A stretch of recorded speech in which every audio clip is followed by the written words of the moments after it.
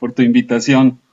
Gracias. Bueno, bueno, pues ahorita estamos en todo este contexto de la pandemia, de todo lo que hemos visto que ha pasado con las dificultades con el sistema de salud, ¿verdad? Para cubrir la atención y todo eso. Por eso para nosotros fue un tema muy relevante el hablar sobre sistemas de salud y quién mejor que usted para tocar el tema. Y yo creo que la pregunta obligada, porque pues en nuestro auditorio hay gentes de diferentes áreas y todo. ¿Qué sería, cómo podríamos definir lo que son los sistemas de salud, doctor Herranz?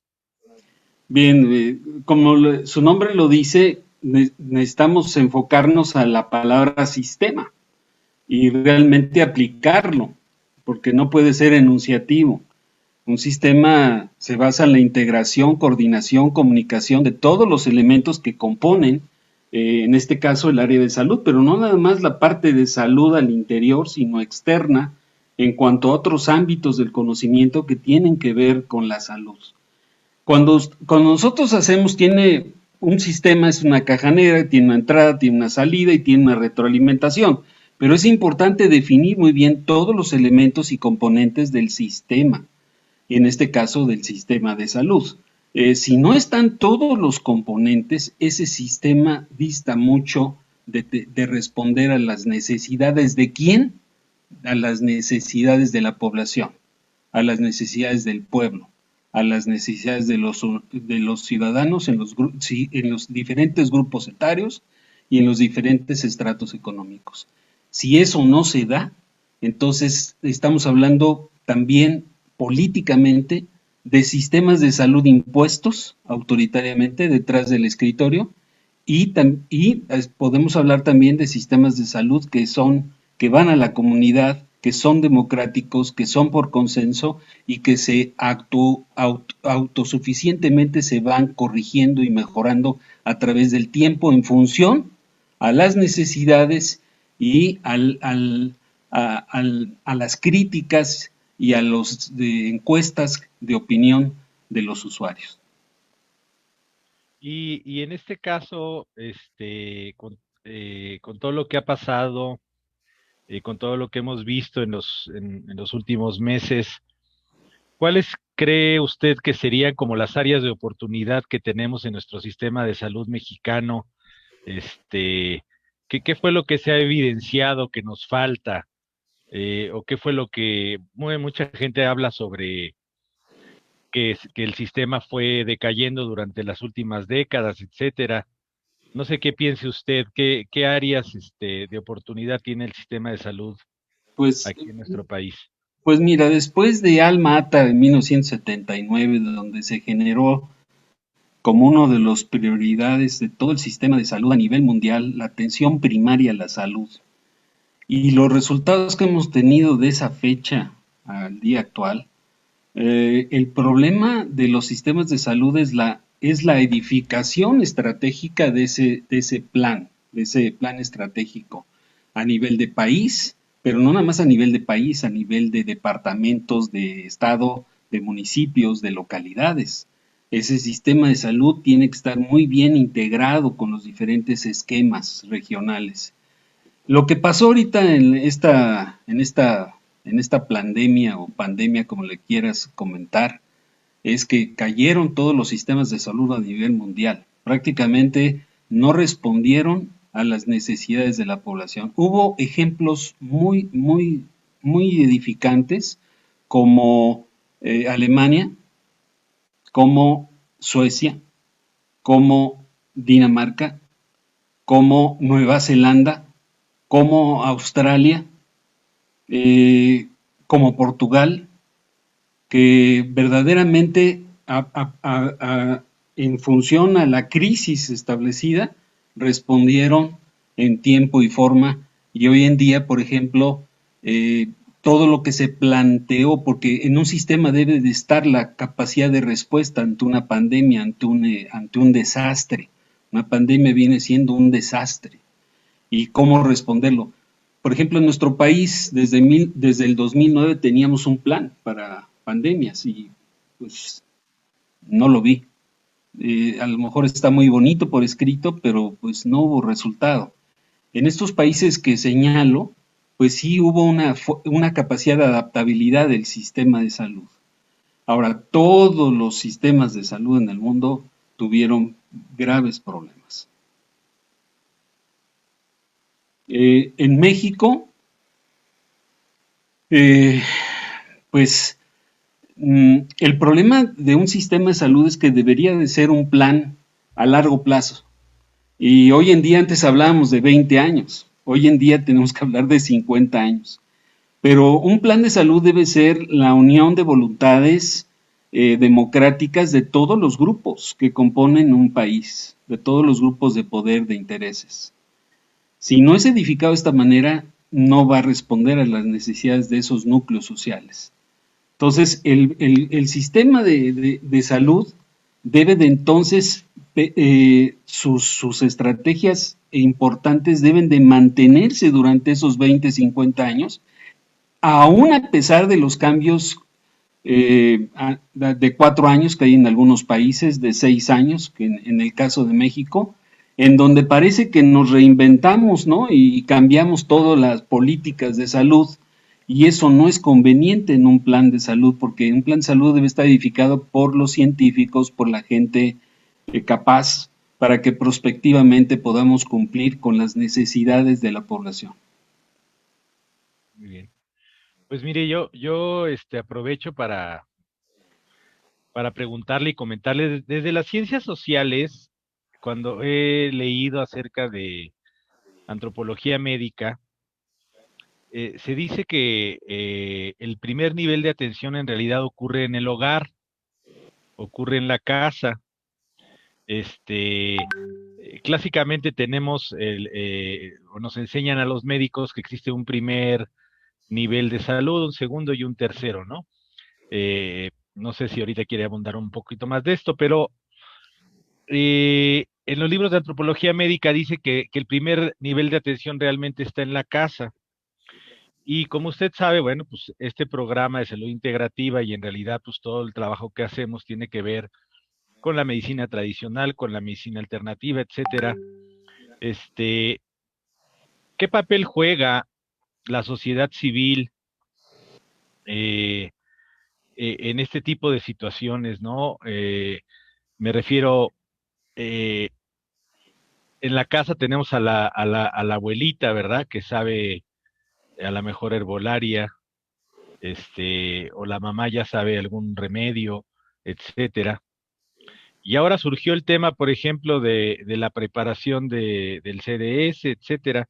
Y esto ocurre no en el primer nivel de atención, sino en un nivel previo, ¿no? Como si fuera un -1, ¿no?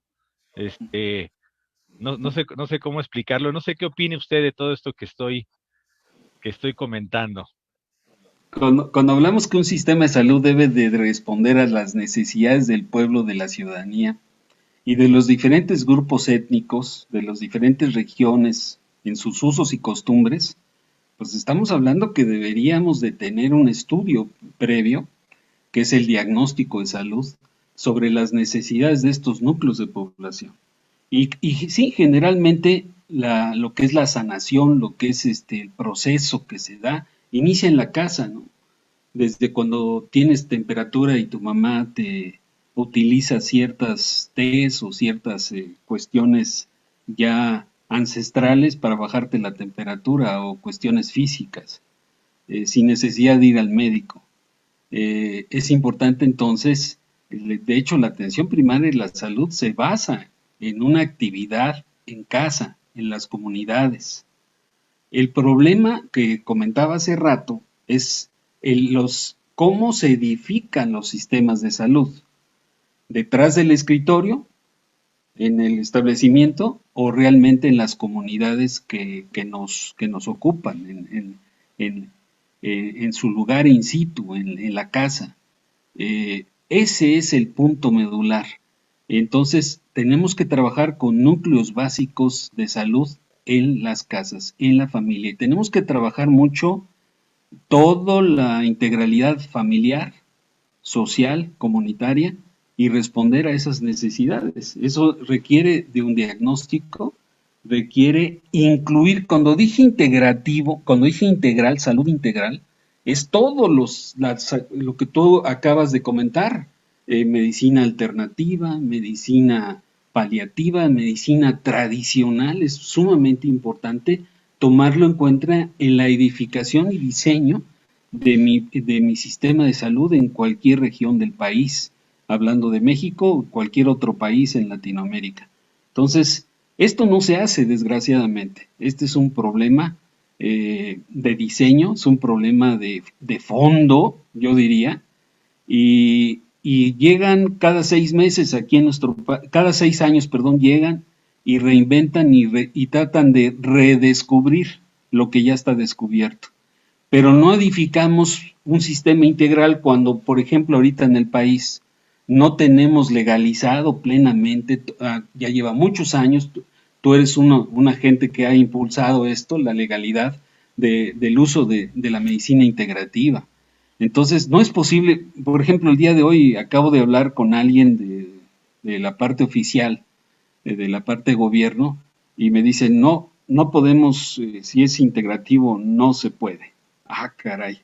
Ese es el punto. Mientras que no haya integralidad de todos los componentes de un sistema de salud y no haya apertura, universalidad en esto, no podremos entonces aterrizar eficientemente y que tenga un impacto real en las comunidades todos los procesos que hagamos de salud en nuestro país.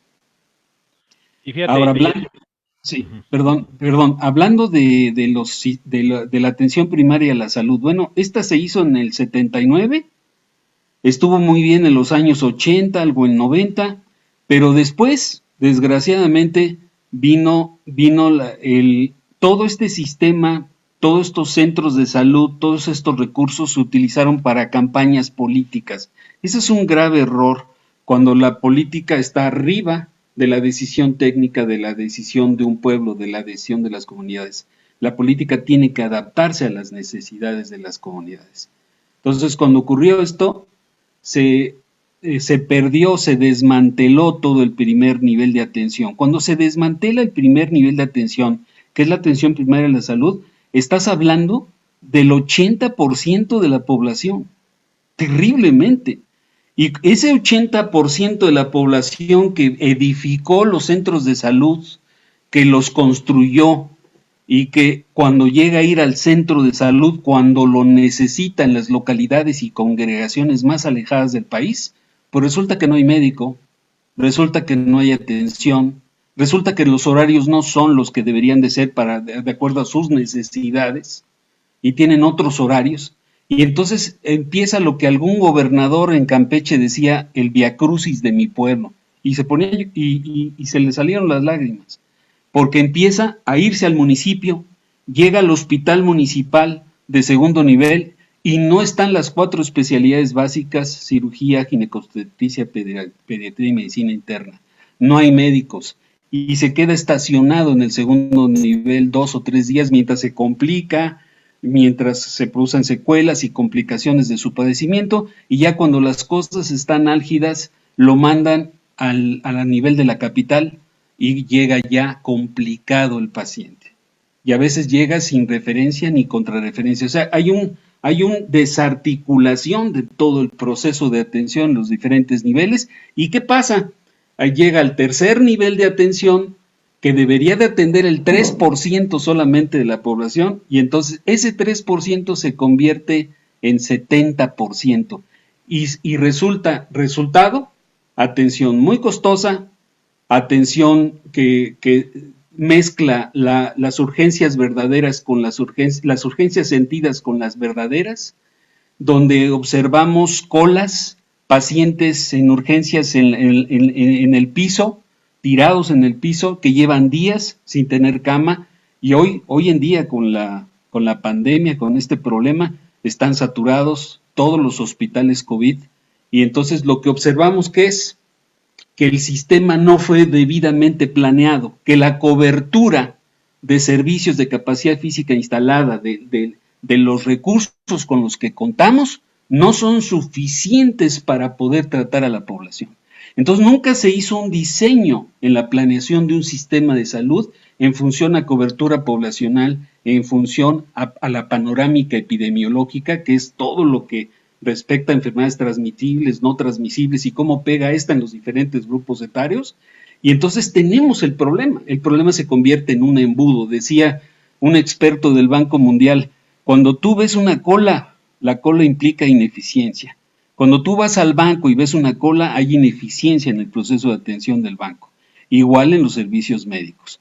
¿Y qué es lo que pasa? Que no hay suficiente personal, no hay suficientes camas, no hay suficientes consultorios, no hay suficientes médicos y tenemos indicadores duros que tenemos 1.6 médicos por cada 1,000 habitantes en nuestro país, en México, mientras que el promedio mundial es de 3.4. Tenemos 2 enfermeras por cada 1,000 habitantes, mientras que el promedio mundial, mi querido Paco, es de 8 enfermeras por cada 1,000 habitantes. Entonces, cuando ves esto, que no lo sabe la población, que la población no participa en esto, ni los líderes sociales, comunitarios, nos espantamos de qué pasó en el segundo nivel, nos espantamos de lo que sucede, pero no sabemos las causas. Y las causas es que, por ejemplo, tenemos un Producto Interno Bruto de 6.2. Somos el penúltimo lugar a nivel mundial después antes de Turquía. Entonces, 6.2 que se invierte en la salud es muy poco. Pero además no sabemos aprovechar las terapias alternativas. No las queremos escuchar, no las queremos oír y que nos podrían producir un muy bajo costo de atención y que deberían de integrarse en el primer nivel de atención, en la atención primaria a la salud. Eso sería sumamente importante en un modelo integrativo. Sería un sueño que yo creo que tú y yo y todos los que nos dedicamos a esto lo desearíamos enormemente. Pues mira, escucho cosas muy dramáticas, o sea, no solamente estamos abajo del promedio, estamos hablando del promedio, quiere decir que hay países que tienen muchísimo más cantidad de lo que estás diciendo como promedio, ¿no? O sea, estamos muy por abajo en la curva, digamos, de lo que debería de ser la cantidad de médicos y enfermeras, ¿no? Y quisiera rescatar un poquito cuando hablaba sobre el diagnóstico. El diagnóstico, entiendo, como lo estás diciendo, es el diagnóstico poblacional de las necesidades de la población y todo esto, pero yo también me voy al diagnóstico de la realidad de lo que ocurre en la atención de los pacientes. Para mí ha sido muy notorio que en otros países, como Estados Unidos o como Canadá, en su encuesta nacional de salud han integrado preguntas de las terapias alternativas, de cómo se están atendiendo los pacientes con terapias alternativas. Y aquí en México ni siquiera tenemos medido cuántos terapeutas hay, cuánta gente está siendo tratado con herbolaria, con homeopatía, etcétera. Parecería que las estadísticas no reflejan la realidad. E inclusive parecería que el gobierno tiene una especie de miopía en el sentido de que lo que está midiendo, de que lo que está viendo, ni siquiera es la realidad, porque no toman en cuenta en sus mediciones todo lo que se está haciendo fuera del sistema. Entonces ellos pueden decir, dimos 1,000,000 de consultas y en realidad no saben que a la vez se están dando 1,000,000 de consultas de otras cosas, ¿no? Entonces, ni siquiera partimos de un diagnóstico, no solamente de las necesidades de la población, sino de un mal diagnóstico de quién realmente está atendiendo estas necesidades de la población. Totalmente de acuerdo. Aquí deberíamos de ver bueno, no pues así es, esa es la realidad. ¿Quién hace el diagnóstico de salud o quién hace los sistemas de salud? Los intereses de poder. Y uno de los intereses de poder médicos es la alopatía. Todo está en base a un sistema alópata. Ese es un primer punto que no debemos de dejar de observar. Todo está edificado en función a los niveles, a todo un proceso de atención alopática, pero no se integran las demás tipos de atención que tenemos, que muy ricos en nuestro país, tradicionales, paliativos, acupuntura, homeopatía, ozonoterapia, muchísimas más alternativas que la alopatía no llega. Acuérdense que la alopatía trabaja por aparatos y sistemas y muchas terapias alternativas trabajan celularmente, trabajan con ese, desde la célula como unidad física importante, unidad indivisible del cuerpo. De hecho, es lo que deberíamos de hacer. Si la célula está bien, se mejora el tejido y el tejido mejora el aparato y el aparato el sistema. Estamos al revés, ¿no? Empezamos por el sistema y bajamos hasta la célula. Y deberíamos empezar de la célula hacia arriba. Ese es un problema de poder que también nos afecta en los insumos, también nos afecta en las decisiones de la farmacopea, ¿no? Que tiene que ser aprobada por órganos específicos que no están bien definidos y que no están abiertos a nuevas terapias alternativas.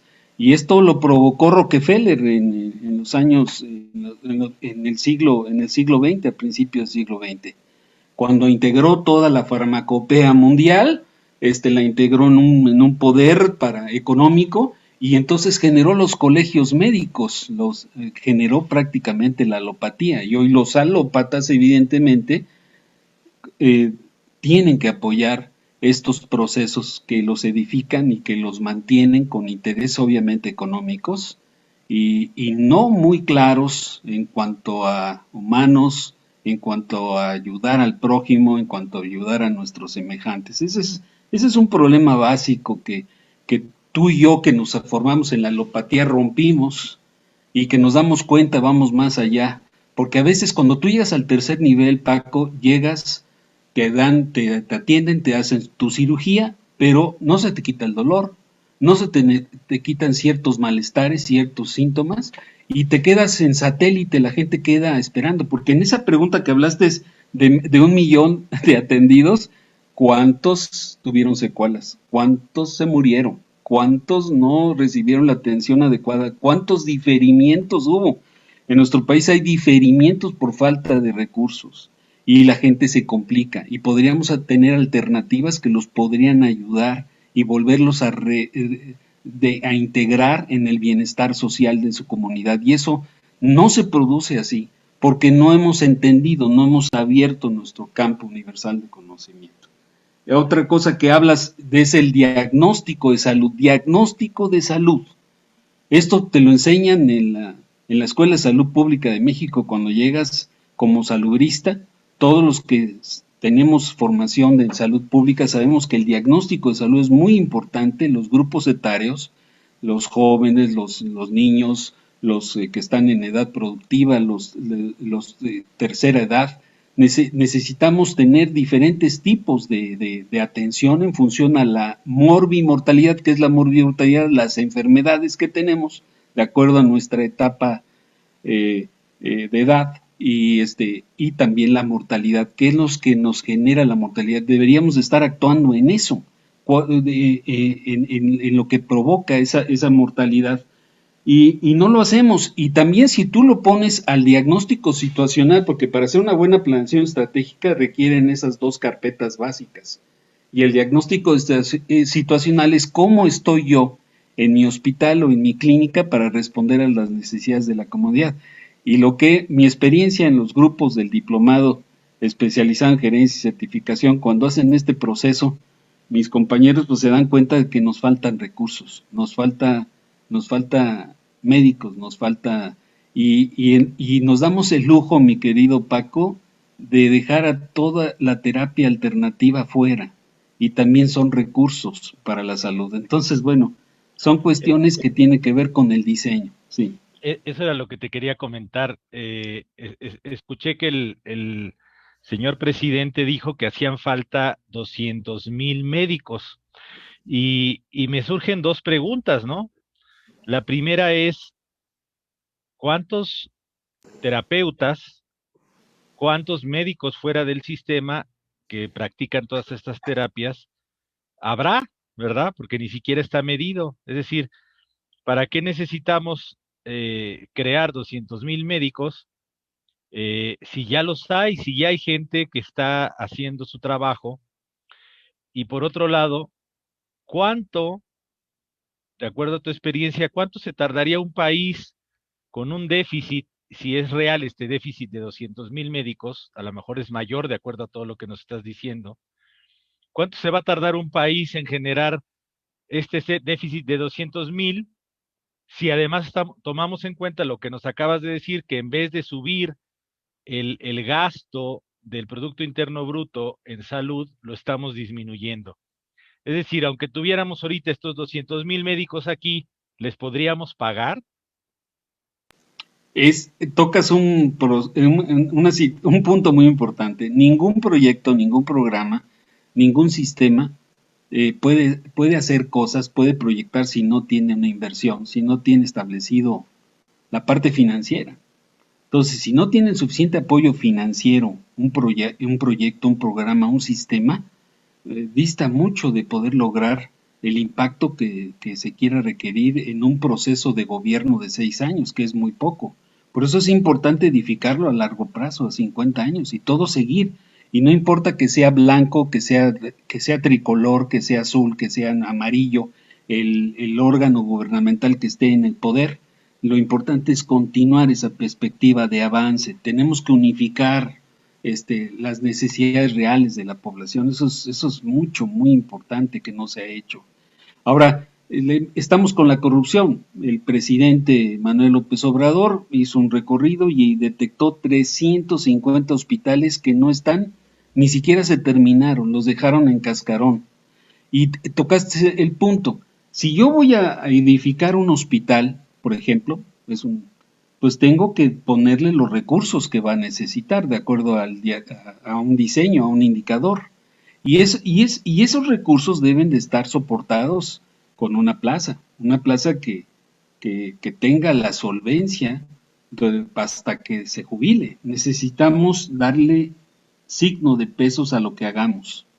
Y si lo vamos a hacer en forma voluntaria, que no es así el sistema, pues nos podría ayudar muchísimo. Necesitamos de todos los ciudadanos en un país para poder trabajar. Mucha gente que se dedica a medicina alternativa no está en plazas, no les permiten también trabajar en instituciones, pero sin embargo tienen una función social importante con cada uno de la comunidad, en la comunidad en que se encuentran desarrollándose, y mantienen muchos de ellos un liderazgo importante. Lo de que hablas del CDS, que lo comentaste, es importante. No se puede hablar exactamente de la sustancia. Yo le llamo sustancia maestra. Esto surge porque la gente requiere sobrevivir. La gente necesita sobrevivir. En una guerra pandémica, la gente necesita tomar elementos que le permitan poder sanarse y poder sanar no nada más a él, a la cabeza de familia, sino a toda su familia, todos sus amigos. Y esto se ha permeado porque en realidad esta sustancia tiene un efecto muy importante en este problema viral. Lo elimina, actúa en las trombosis endoteliales, oxigena, y tiene todo un proceso fisiopatológico. El problema es que después ha sido menospreciado, estigmatizado y criticado, que yo me pongo mal cuando veo que la FDA es en Estados Unidos. Dejen a Estados Unidos que haga sus cosas y que elimine o ponga o quite medicamentos. Aquí nosotros tenemos otros órganos reguladores en toda Latinoamérica. No tenemos por qué basarnos en la FDA. Puede ser que lo que diga la FDA para México no sea lo conveniente, o porque tengamos estudios y observaciones que indican, y evidencias y testimonios que indican que no hay problema. Pero el problema es que no lo aceptamos de entrada. Es una resistencia y una negación a la realidad, y eso es una cuestión de salud mental. La salud mental, el pánico, el miedo, no nada más es de los ciudadanos que hemos estado confinados, es de los órganos de gobierno. Porque igual que también un presidente también tiene miedos, tiene pánicos, tiene problemas de desequilibrio emocional. Presidentes y gobernantes de todo el mundo. Entonces hemos estado sumergidos en un problema que a todos nos ha afectado y que las decisiones de gobierno también nos han afectado enormemente, como imponer, porque se ha impuesto, ¿no? Si no te vacunas, no vas a seguir trabajando. Si no te vacunas, no vas a poder volar en un avión. Si no te vacunas, ¡ah, caray! Entonces, ¿qué pasó con los derechos humanos? ¿Qué pasó con mi decisión de decirme, me inoculo un biológico que no me agrada, que no estoy de acuerdo por los efectos secundarios? O sí, me lo pongo, pero que tenga ya todas las fases ya establecidas de control, ¿no? De lo que establece un biológico. Perdón, ya me salí un poquito de tu pregunta. No, no te preocupes, muchas Sí, gracias. sí. Bueno, quiero comentar, hay saludos, saludos de Yossi Mejía desde Honduras.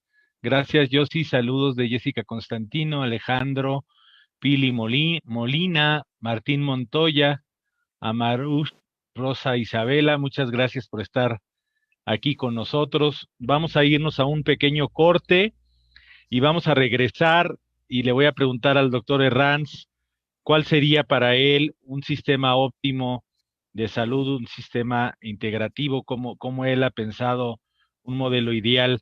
Nos vamos a corte, muchas gracias. Ahorita regresamos en un momento. Gracias.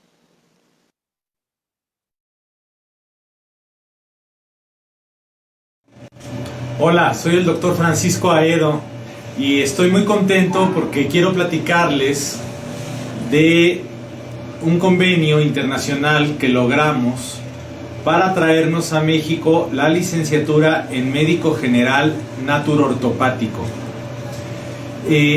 Este es un tema fundamental para el desarrollo de las medicinas alternativas en el país. ¿Por qué? Porque le estoy hablando en este momento no solamente a los alumnos de la escuela, a los exalumnos, le estoy hablando a aquellos que están estudiando la licenciatura en naturoterapia y le estoy hablando a las enfermeras, a las QFBs, a todos los profesionales de salud, por ejemplo los acupunturistas, etcétera, que van a poder revalidar todo lo que han estudiado para poder cubrir, dependiendo de los documentos que tengan, ya sea de la escuela o de afuera de la escuela, van a poder revalidar un buen porcentaje de esta carrera. Pero eso no es todo. Aquí la gran noticia es que esta carrera, ya llevada a la SEP federal, se ha revalidado con la cédula profesional de licenciado en medicina.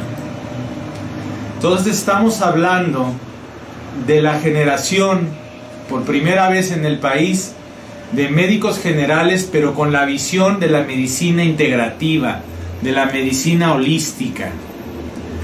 Tráenos tus papeles, tráenos todo lo que tengas y forma parte de las primeras generaciones de esta carrera de médico general naturortopático. Te esperamos. Gracias.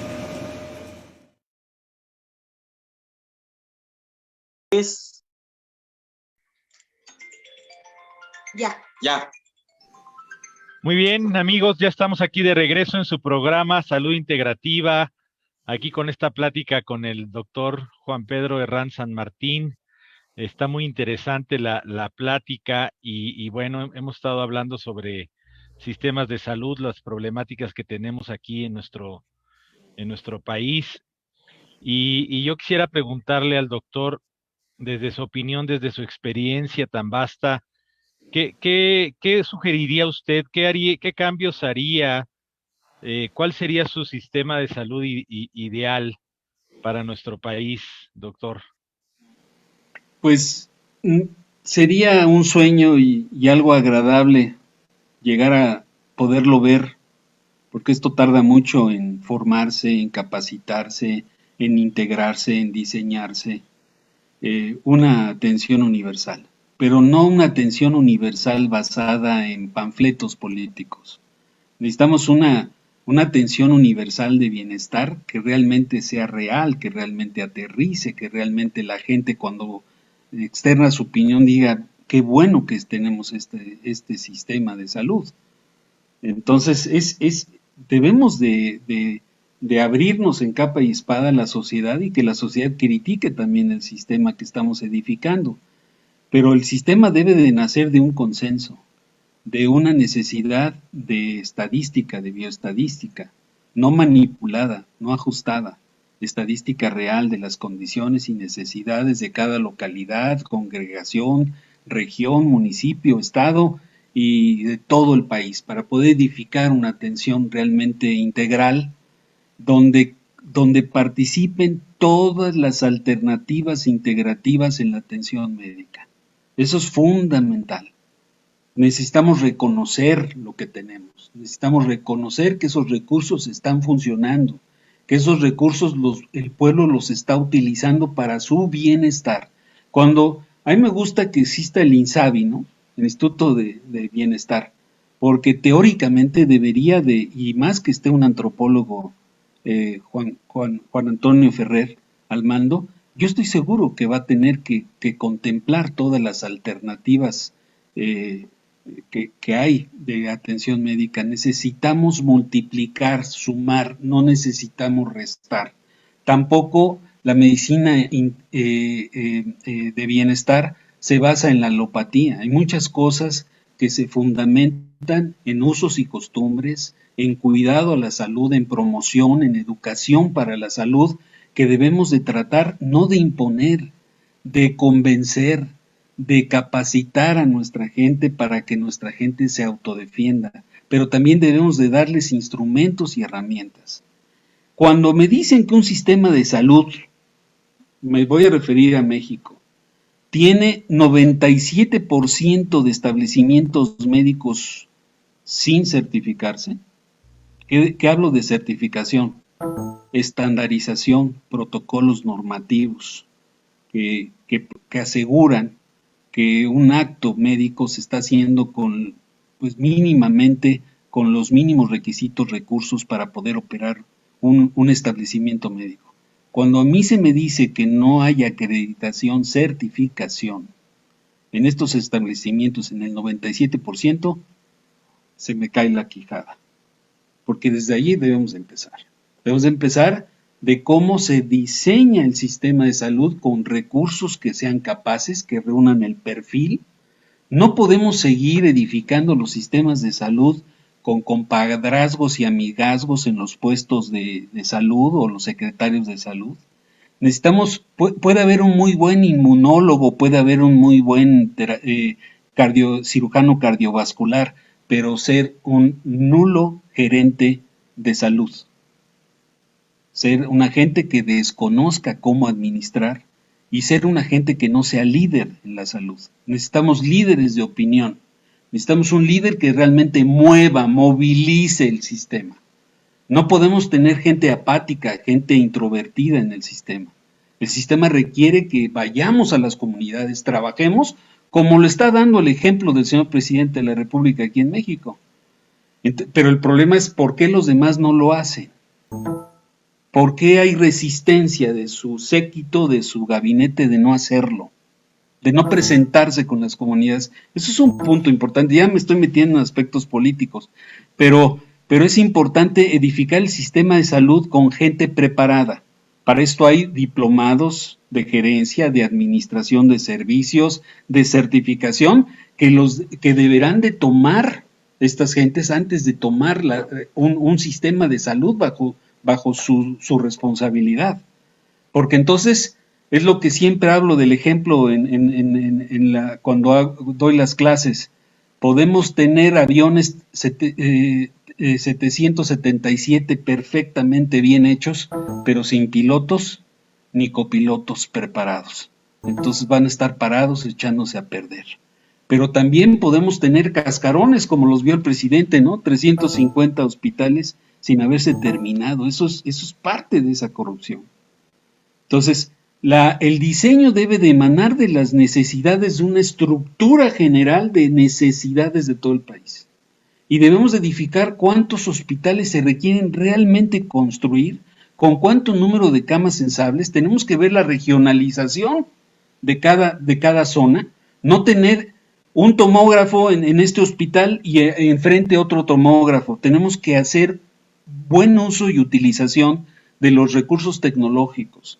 Tenemos que preservar y mantener esos recursos tecnológicos con ingenieros biomédicos calificados, con contratos para que esos servicios siempre estén en funcionamiento. O sea, hay muchas cosas que hacer. Necesitamos áreas jurídicas en los hospitales de alta especialidad que no los tienen y requieren esas áreas importantes. Necesitamos capacitar, fíjate, a las recepcionistas, a la gente que está atendiendo al público en el Hospital General de Querétaro. Cuando fui secretario general, el secretario técnico del secretario de Salud, Alfredo Gobera, gracias a su interés por mejorar los servicios, detectamos que las recepcionistas de toda el área de atención médica del hospital, que eran alrededor de 120, no son 2, ni son 3, ni son 4, llevaban 20 años, mi querido Paco, sin ninguna capacitación. ¿Te das cuenta? Eso habla terriblemente que un sistema no puede estar así. Cuando les dimos la capacitación, ¡boom!, se levantó el hospital a las nubes, porque la gente empezó a activarse en función al conocimiento, en función a la formación. Entonces hay mucho que hacer, pero para que te observes esto, necesitamos entrar a las tripas del sistema de atención médica. Hoy en día el sistema de atención mexicano está desarticulado para obreros, para trabajadores del Estado, para la Armada, para el Ejército, corporativos como Cruz Azul, para ciertos corporativos y empresas, y para población abierta, ¿no? Cuando dices población abierta es los desposeídos, los marginados, los 60 y ahorita ya somos 80 millones de mexicanos en extrema pobreza. Eso es terrible, pero ¿en qué condiciones les estamos dando la atención médica a estas personas que deberíamos de darle lo mejor? Ese es el punto del sistema de salud, que quisiera un sistema de salud integral, articulado, con todos los ámbitos del conocimiento integrativo para la salud, para poder en oportunidad darles la atención más adecuada. Hoy en día, la falta de recursos de médicos especialistas nos obliga a que en muchos hospitales hay diferimientos de 6 meses, un año. Hay diferimientos a nivel del Instituto Nacional de Oncología que cuando llegan, cuando ya les tocó, ya se murieron los pacientes. Pero no les dieron la oportunidad de terapias alternativas que a lo mejor pudieron haber, no tuvieron que llegar a la cirugía, a la quimio, a la radio, por lo que tú y yo sabemos de las terapias integrativas. Entonces, necesitamos abrir nuestro campo universal de conocimiento, no ser replicadores de periquitos de los artículos indexados, que son muy buenos, pero requieren tiempo, requieren hacerse. Vayamos más a la operación, a los resultados, al impacto de nuestras acciones. Sí, tenemos que ser comprometidos y tenemos que tener grupos de atención médica de gentes que realmente estén comprometidos con la ciudadanía y que no vayan por tener una plaza, por tener un ingreso y no tengan la voluntad de servicio. O sea, hay mucho que trabajar en la imagen interna corporativa, hay mucho que trabajar en los climas internos del sistema de salud y abrirles su campo para que mejoren. Y esto va a tardar años. Muy ¿Cuál bien. es un sistema que me encanta? Por ejemplo, tú ves Dinamarca y alguien tiene, algún familiar o amigo tiene un cáncer de pulmón y la ley te dice que no debe tardar más de 48 horas en que ya tengas el tratamiento. Pero además puedes demandar al sistema de salud. Ese es un buen sistema de salud. Un sistema de salud que tiene oportunidad, que tiene veracidad y que está involucrado con la población. Sí hay algunos sistemas de salud hoy en día que responden a las necesidades de la gente. Muchas gracias. Vamos a ir a nuestro último corte y regresamos en su programa Salud Integrativa.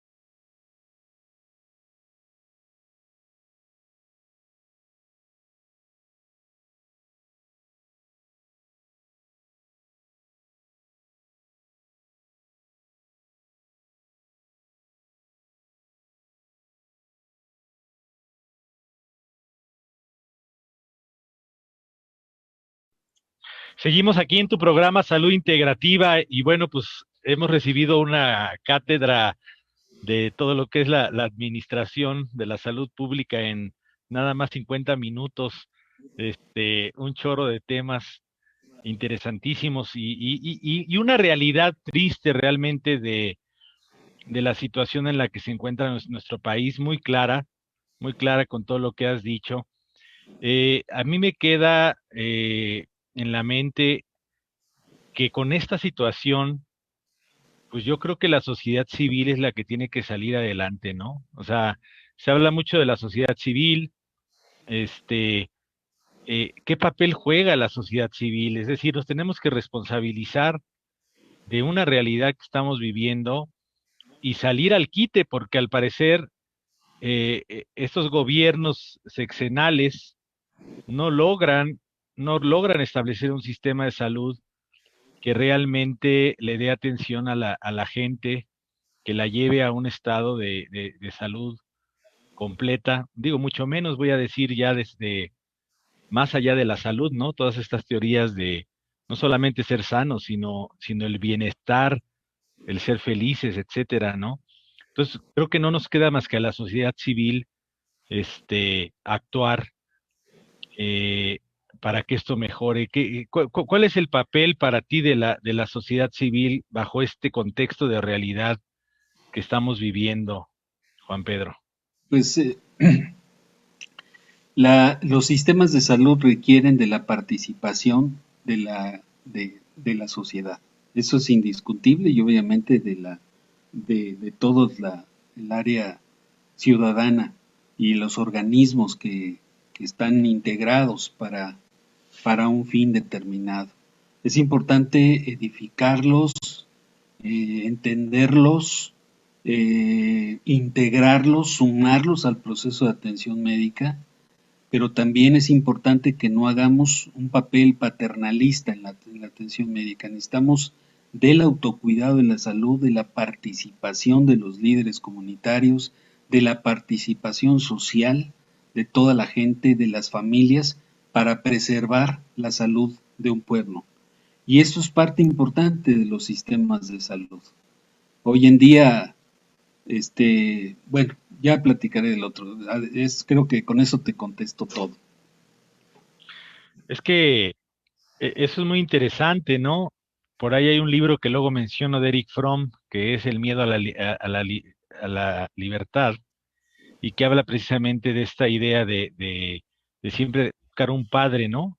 Un padre gobierno que te resuelva las cosas. También buscamos un padre médico que te resuelva las cosas, es decir, como si el médico fuera una suerte de mago que te va a dar ahí unas medicinas y no importa los hábitos de salud que tengas, ya te vas a curar, ¿no? Siempre he dicho que hay una alta responsabilidad de la sociedad, desde el individuo hasta, como tú dices, los grupos, etcétera, no solamente su responsabilidad en su salud, sino su responsabilidad en la salud de su comunidad y en la exigencia a las autoridades, como decías ahorita el ejemplo de Dinamarca, pues para que funcionen y para que hagan su papel, pero a la vez no podemos pensar que bajo una realidad como la que estamos viviendo podamos tener un sistema de salud en donde el gobierno cubra todo. O sea, es prácticamente ya una utopía bajo el contexto en el que estamos viviendo, el pensar que vamos a funcionar como un sistema, no sé, como Cuba, que cubre con su gobierno toda la salud de su población. Aquí ya no se pudo. O sea, ya llevamos décadas de problemas y remontar eso, pues va a tardar décadas, ¿no? O sea, Sí, este, muchas décadas y dejando postergables muchos de los avances de los sistemas de salud. Y como te decía en un principio, debemos de definir claramente el tipo de sistema de salud, autoritario o democrático. Eso es muy importante. O lo peor del caso es cuando es laissez-faire, déjalo ser, que muera, como que hago, pero que hago como que quiero, pero no lo hago. ¿Qué es lo que nos pasa en estos sistemas en los que estamos en Latinoamérica, donde el sistema de salud no se compromete completamente en la salud de un pueblo? Hay mucho que hacer, tenemos que edificar mucho las asociaciones público-civiles, porque aquí nos da miedo asociaciones público-privadas. Yo creo que hay buenos ejemplos de esas asociaciones, pero llevarlas a un plano de altruismo, llevarlos a un plano de ganar, ganar también, porque también requiere autofinanciamiento, llevándolas al plano del conocimiento integrativo en todo lo que es el modelo de atención médica mexicano.